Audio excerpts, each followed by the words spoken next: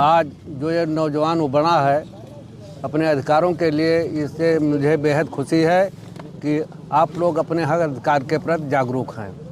साथियों, UGC commission जो है 2012 में बना था, लेकिन उसमें जो कमियां थीं उसके लिए अधिसूचना जारी हुआ। वो अधिसूचना ये जारी हुआ कि जो विकलांग हैं, जो दलित पिछड़े लोग हैं, उनके हक अधिकार को वहाँ सुनने के लिए उसमें सुनवाई का कोई रास्ता नहीं था। यह जैसे अपॉइंटमेंट होता था तो दलित पिछड़े समाज के लोगों को इंटरव्यू में जितने क्वेश्चन पूछते थे वो बताने के बावजूद भी नंबर कम दे करके उनको निकाल दिया जाता था।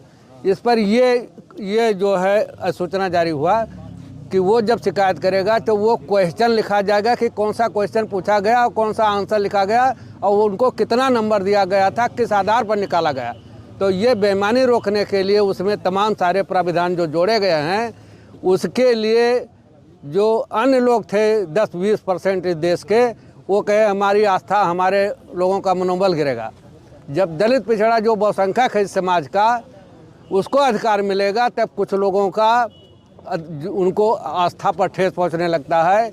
ये है यूजीसी कमीशन। और ये जब सूचना जारी हुआ तो कुछ लोग हो हल्ला मचाए और उनका आदमी जो वहाँ सुप्रीम कोर्ट में बैठा था, न्यायपालिका इस समय बेईमानी पर तुली हुई है। वो हाई कोर्ट हो चाहे सुप्रीम कोर्ट हो, मैं भी वकालत करता हूँ। वकालत अब वो चीज़ नहीं रह गई कि कानून पर चलने वाली। तो वहाँ जो सॉलिसिटर जनरल ऑफ इंडिया था, उसको सरकार के तरफ से थी उस रिट का विरोध करना चाहिए था कि इस पर स्टे ना लगे।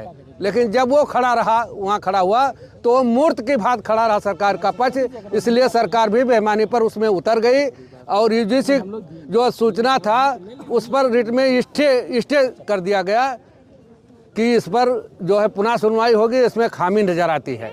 तो जब हमारे अधिकार की बात आती है तब उसमें जो बेईमान लोग बैठे हैं, जो इस समाज को गुमराह करते रहते हैं, वो लोग इनका हक अधिकार देना नहीं चाहते हैं। अब पहले तो पढ़ने नहीं दिया जाता था, अब जब SC-BC समाज के लोग पढ़ करके नौकरियों में जाने लगे तो उनको जातीय आधार पर अपमानित किया जाता है, उत्पीड़न किया जाता है कि वो लोग शिक्षा की तरफ ना जाएं। आज ये नौजवान जो उमड़ा है, मैं इनको बधाई देता हूँ, हार्दिक इनको धन्यवाद देता हूँ कि यदि खून बहाने की जरूरत सड़कों पर पड़ेगी तो महादेव साहू हमेशा तैयार रहेगा।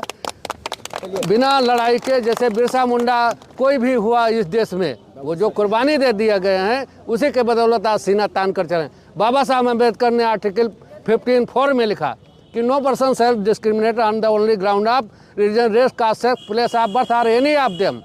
किसी व्यक्ति के जात के आधार पर, वर्ण के आधार पर, लिंग, स्थान के आधार पर भेदभाव नहीं किया जाएगा। इसी बात को उसमें सूचना में लिखा गया है।